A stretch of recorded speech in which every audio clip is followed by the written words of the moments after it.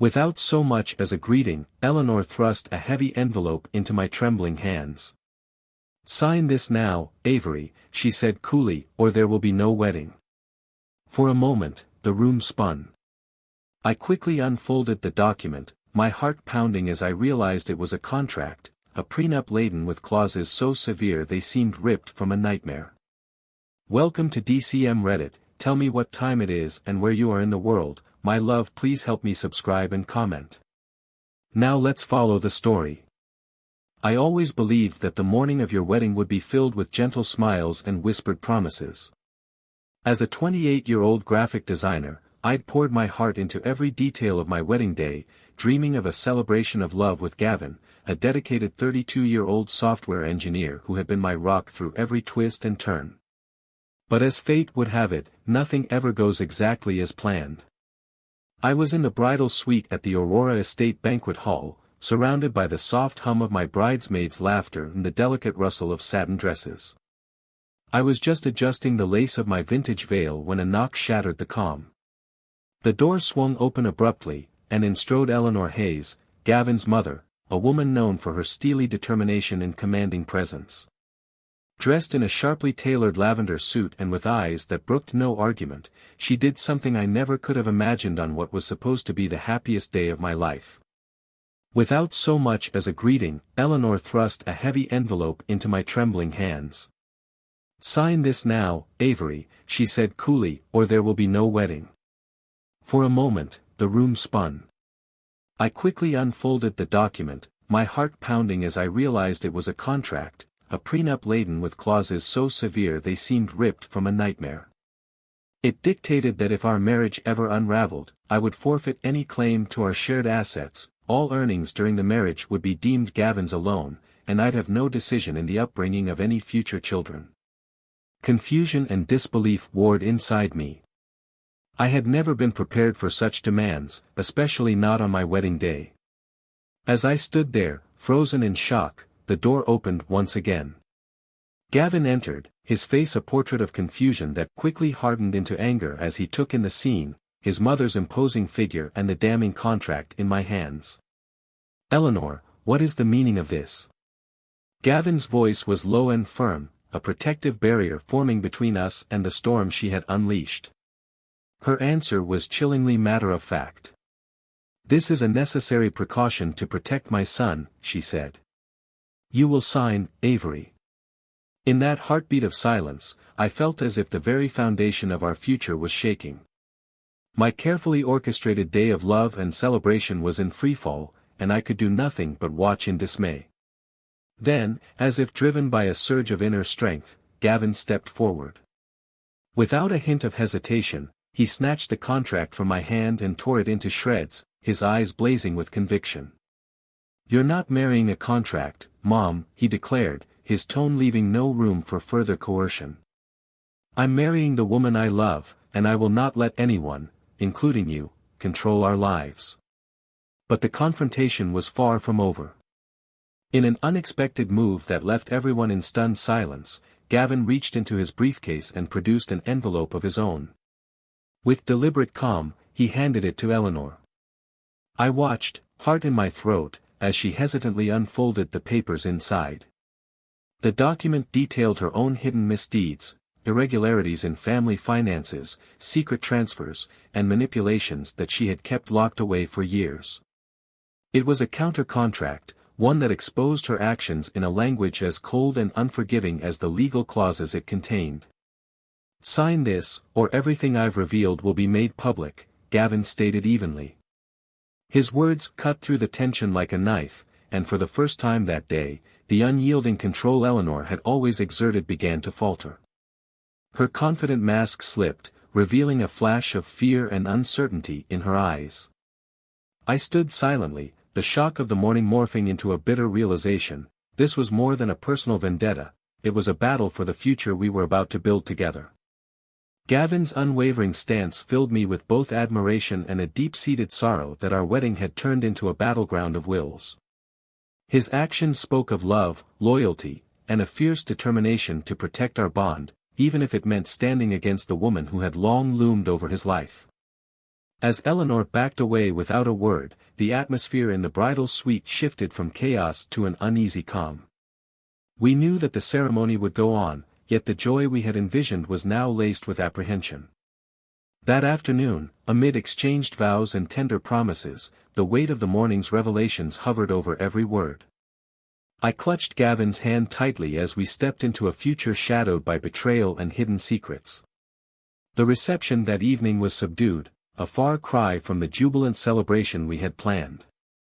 Whispers and sidelong glances followed us as guests tried to reconcile the fractured pieces of our once perfect day. Deep down, I understood that this confrontation was only the beginning. The chain of events that had been set in motion promised that our lives, our love, and everything we had built were now intertwined with a dark chapter we could neither ignore nor easily escape. In that moment, as I watched Gavin's determined gaze meet mine across a room dimmed by uncertainty, I realized that love is not always gentle. Sometimes, it demands that you fight for it against all odds, even when those odds are embodied in the one person you once trusted most to guide your future. Thank you for listening to the story until now. Please comment and share your thoughts here. To help me have more motivation to come up with more interesting stories, please subscribe to the channel. The night after the wedding, I couldn't sleep. I tossed and turned in the sleek, modern guest suite that had once felt so welcoming. Gavin lay next to me, his body silent but tense, as he stared at the ceiling. Despite the whirlwind of emotions running through my mind, shock, anger, disbelief, there was one thought that kept circling back: Eleanor had crossed a line. And somehow, the worst was yet to come. It was early morning when Gavin finally spoke, breaking the silence that had enveloped us. "I never thought she'd go this far," he muttered, his voice betraying his exhaustion. I glanced toward him, reaching over and squeezing his hand. "How could she do that to you, especially on our wedding day?" He squeezed my hand back, his grip firm but heavy with the weight of the situation. "She's always thought she could control everything, including me." I had witnessed firsthand the lengths Eleanor would go to anchor Gavin to her, but it was overwhelming. She had always kept him tightly tethered with guilt and manipulation, but we were newlyweds. This was supposed to be the start of our life together, free from her clutches. But now, I could see it wasn't over. Not by a long shot. Over breakfast, I stared at the uneaten croissant before me. Gavin's face was troubled. I knew he was already working through the next steps, planning our course of action. But no amount of careful planning could have prepared us for what we were about to face. It didn't take long for the storm to hit. The phone call came just after noon. "Your mother-in-law, she's at your apartment," an officer's voice told Gavin. For a moment, time seemed to stop. "What?" "We just got back from the honeymoon yesterday." Gavin's frustration was visible even over the phone, but before he could hang up, the officer added, "She's changing the locks, sir. She's trying to claim everything in your name." Gavin's face went white. Without hesitation, he turned to me, his voice cold but determined. "Let's go. We're not letting her take anything else." Horrified, I went with him, our hearts racing as dread welled up inside me. The ride was silent as we discussed what we might find when we got to the apartment. Our cozy space that we had spent hours painting, decorating, and making ours was now under the control of someone who hadn't just crossed boundaries, she'd bulldozed them. As we entered the building, Gavin's jaw clenched. The elevator ride up to our floor felt like the longest of my life. We arrived at our apartment and it was eerie. The locks had indeed been changed. Eleanor had left no mess, no signs of physical conflict. Instead, there was a simple note on the door: "I did this to protect you, Gavin." It wasn't just her presence that unsettled me, it was the chilling calmness she exuded when she took her uninvited liberties. She was methodically breaking us. Gavin wasted no time. He immediately called a locksmith. His fingers were gripped tightly around his phone, but even through the forced calm of his voice, I could feel the violent storm of his emotions churning behind it. "The audacity," he said quietly, his tone so soft I almost couldn't hear it. "She thinks she still has control. I won't let her have it. Not anymore. Within an hour, we were back within those walls, now reaffirmed as our own home. We had managed to regain access, but the damage, a creeping dread, still hung in the air. We knew, though, this wasn't just about our home. It was about the controlling chaos that Eleanor had embedded in every aspect of our lives. She wanted to tear us apart, not with open confrontation necessarily, but through subtle manipulation, the same schemes and games she had played with Gavin her entire life. But this time, we were a team. We were stronger than the web of lies Eleanor had spun. And we had the leverage she never saw coming. I spent hours that afternoon in our living room, looking through the materials Gavin had saved, piecing together the evidence he had assembled. It was clear, a meticulous, cold documentation of Eleanor's financial fraud lay before me. Secrets she had kept hidden for so long. It was Gavin's final push in the battle for our future.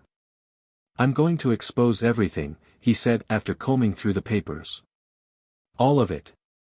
The weeks that followed were filled with phone calls to lawyers, meetings with police officials, and late-night strategy sessions. Nothing could prepare us for the lengths she would go to in retaliation. We hadn't yet realized the true depth of Eleanor's deception, the vengeance that would soon spill out in ways we couldn't have predicted. Our lives quickly spiraled into a whirlwind, rumors spread, false accusations were planted, and it felt as though every corner of our reality was being invaded by her anger. But help was on the way. And then, just when we thought Eleanor's influence was finally being crushed before us, there was her ultimate betrayal. She had disappeared. We had thought that the arrest would be the end of it. But nothing had prepared us for the grenade she had set up after her retreat. In the weeks following our chaotic wedding, the celebration that was meant to be the start of forever turned into a battleground of secrets, lawsuits, and heartache. What had been a day of shattered vows quickly spilled over into our everyday lives, leaving my 28-year-old self and Gavin, now 32 and more determined than ever, fighting not just for our love, but for our very future. The first morning after the wedding, our once familiar apartment felt foreign. Every room seemed to echo with the fallout of that fateful day. I sat at our small kitchen table, the remnants of our once cheerful celebration scattered about, when a call from our attorney, Mr. Jameson, shattered the fragile silence. With measured calm, he explained that the counter-contract we'd obtained from Eleanor was damning. It not only exposed years of financial manipulation and deception, but it also opened the door for a full-scale investigation. Within days, law enforcement began piecing together a trail of evidence that Eleanor had painstakingly concealed. Bank statements, forged documents, and secret transfers emerged, each one a testament to her decades of control. Meanwhile, the media had caught wind of our story. What started as whispers among wedding guests rapidly evolved into headlines, and soon our personal battle became a public spectacle. One evening, after returning from a long day at the courthouse, Gavin and I sat on the balcony of our modest home. The city lights below seemed to mirror our mixed emotions, shimmering with hope yet shadowed by the lingering darkness of betrayal. Gavin broke the silence. "We've been through hell, Avery," he murmured, his eyes reflecting both sorrow and steely resolve.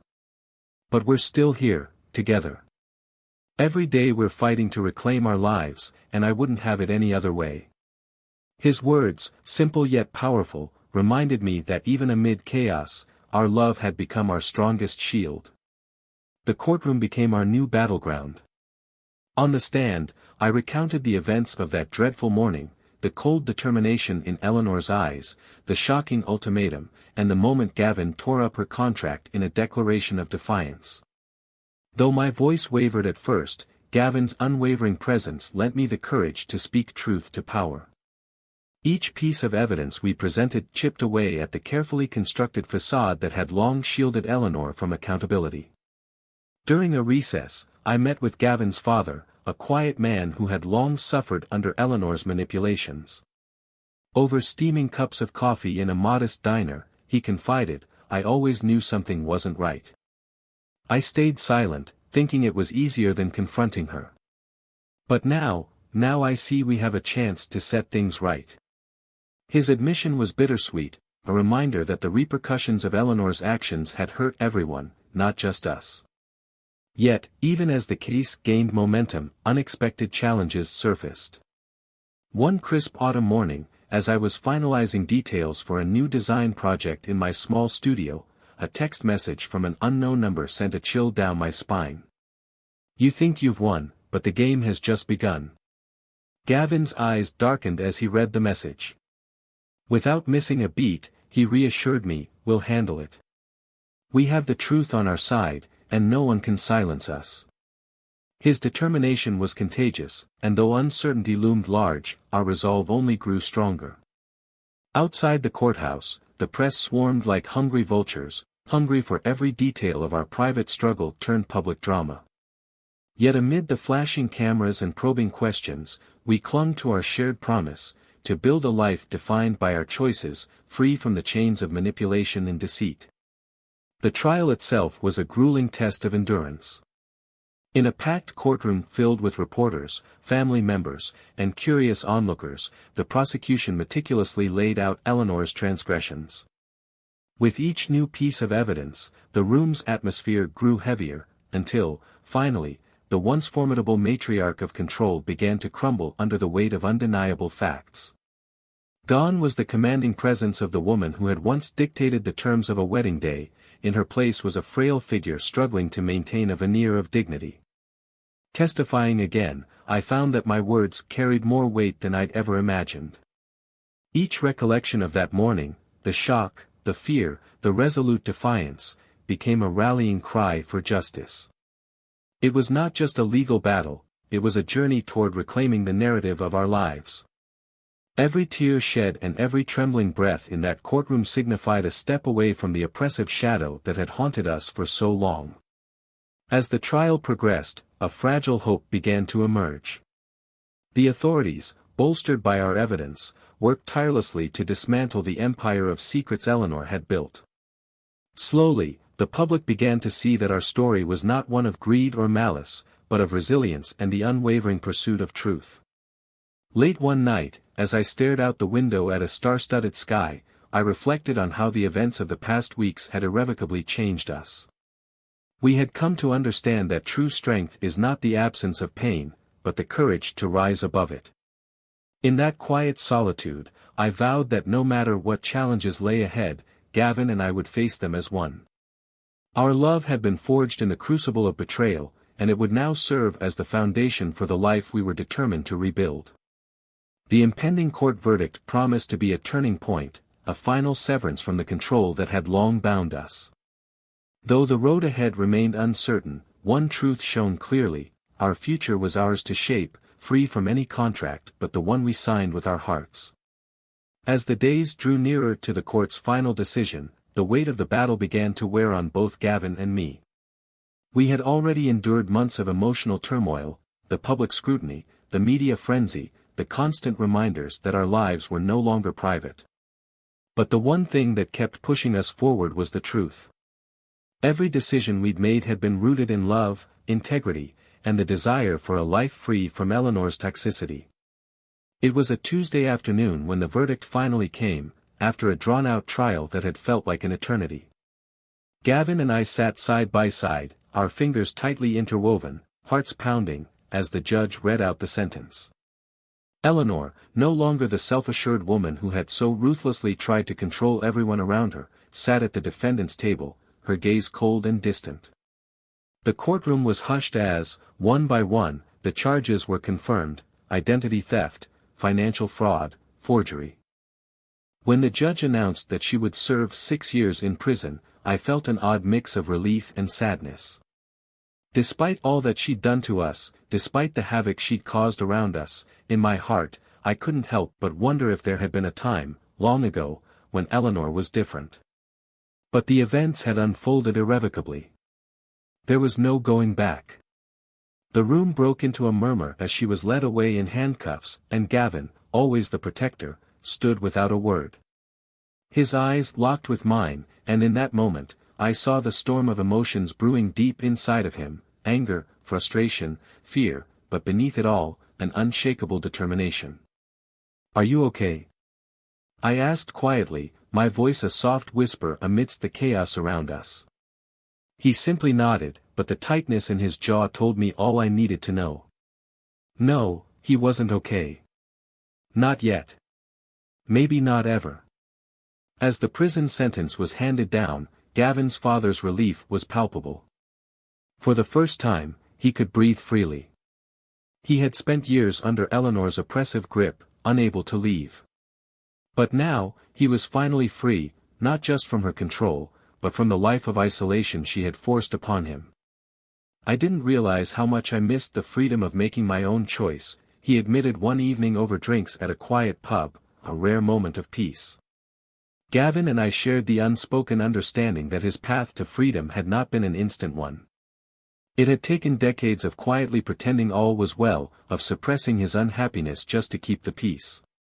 In the coming weeks, we faced yet another challenge. Eleanor, ever the manipulator, sought revenge where she could. We found strange parcels at our apartment, odd, cryptic objects that only served to unsettle us. Old shoes, strange symbols etched into the boxes, and worse, anonymous letters filled with veiled threats. It seemed as if she wouldn't rest until she created chaos in our lives once more. But we had grown stronger. We had learned from our mistakes, and from the monster she had bred herself to be. Gavin, never one to back down, had already anticipated this move. Our security had been upgraded from simple locks on the doors to an intricate system of surveillance. Nothing would catch us off guard again. Then, just when we thought the worst of it was over, a strange visitor appeared at our doorstep, someone we hadn't expected to see, Gavin's estranged uncle, Richard. A man who had once distanced himself from the family because of Eleanor's control, but who now seemed to be stepping forward with a warning. I've been watching her. Eleanor, she's planning something else. I don't know how or what, but she's not done, Richard said, his eyes rimmed with fear. At first, I thought he might be overreacting. But after everything we had been through, I had learned not to ignore any advance warnings. It's time we investigate her next move, Gavin said, his tone steely. She can't hurt us anymore. With Richard's help, we dug deeper into her past and started tracking down the remnants of Eleanor's illicit empire. What we uncovered shocked us once again. Eleanor had accumulated large sums of money under assumed identities, all while stashing away financial gains she'd hidden from both Gavin and his father for years. These were assets divorced from even the fact-checking reach of her apparent allies. Now, her hidden empire was crumbling. Every new discovery felt bittersweet, for the weight of the years of deceit could not be taken away, no matter how many truths we had unearthed. The more time passed, though, the more Gavin and I found solace in each other. Our faith in our love deepened. Every lie she had spun, every manipulation she had crafted, only served to make us a stronger unit. With each other's support, we carried on, we kept building a future where we were free of her presence, her influence, her toxic grasp. One day, 6 months later, we received the letter we had half anticipated and half feared. It was from Eleanor. Only this time, there was no threat, no grand manipulation. She wrote simply, I miscalculated. I underestimated you both. This is my last letter to you. You won. No closure, no apology, just defeat. In a twisted way, it was perfect. Gavin burned the letter without hesitation. That was the last of her, he said, his eyes curiously calm. We can finally move on. And so, we did. We learned from every moment, the pain, the trauma, the lessons, and we moved forward, hand in hand. And, in a world where power had always been about control and manipulation, we decided to redefine it, taking control of our own narrative, together. The day of reckoning arrived. Avery and Gavin sat side by side in the hushed courtroom as the judge prepared to deliver the verdict. Every heartbeat echoed in the tense silence, and each word from the bench felt like a step toward reclaiming their lives. With deliberate clarity, the judge recounted the overwhelming evidence against Eleanor Hayes, a litany of financial deceptions, forged documents, and manipulations that had not only threatened their future but had poisoned every relationship around her. I hereby find the defendant guilty on all counts, the judge pronounced, the gravity of the words reverberating through the room. In that moment, the oppressive shadow of Eleanor's control began to lift. Her eyes, once filled with unyielding authority, now reflected shock and a dawning resignation as she was sentenced to 6 years in prison. Though the scars of her manipulation would linger, this verdict was a promise of liberation, a chance to rebuild without fear. Outside the courthouse, a cool autumn breeze mingled with the couple's cautious relief. Gavin squeezed Avery's hand, a silent vow that they would face whatever came next together. In that embrace, all the pain of that unforgettable wedding day, the contract, the public humiliation, the creeping sense of betrayal, transformed into a shared determination to heal and start anew. In the weeks that followed, the process of mending began. Avery and Gavin moved into a modest new apartment, far removed from the echoes of past chaos. With every small act, changing the locks, clearing out old reminders, and creating a space of their own, they took back control of their narrative. Gavin's father, long subdued under Eleanor's dominion, emerged with gentle wisdom and quiet support, reinforcing the truth that family could be redefined by love and mutual respect. One crisp evening, as golden leaves danced in the fading light, Avery found a moment of stillness. Gazing out the window at the horizon, she whispered, "We survived." Gavin's warm smile and the steady beat of their intertwined hands confirmed it. Every tear, every scar, had forged a bond stronger than any contract or coercive demand. Their love was now built on trust, resilience, and the shared promise of a future they would shape together. Months later, in a small, intimate gathering attended only by those who truly mattered, Avery and Gavin celebrated their rebirth. They planted a young oak tree in a quiet park, a living symbol of new beginnings and enduring strength. As the tree's branches stretched toward the sky, it stood as a testament to the fact that even after the harshest winters, spring inevitably arrives. In that serene moment, with the setting sun casting long shadows behind them, Avery realized that the painful chapters of the past had paved the way for a brighter future. The courtroom had delivered its verdict, and with it, the final severance from Eleanor's tyranny. Now, free from the chains of manipulation, Avery and Gavin stepped forward into a life defined not by contracts or old wounds, but by the unwavering commitment of two hearts determined to build their own destiny. And that wraps up today's story. I'm so curious to hear your thoughts. Drop a comment below and share your feelings. Did you connect with any of the characters? Or if you were in their shoes, what decision would you make? I'd love to hear from all of you. Don't forget to hit that like button if you enjoyed this video, and make sure to subscribe so you don't miss out on more exciting content coming your way. Thank you so much for watching, and I'll see you in the next video. Have an amazing day.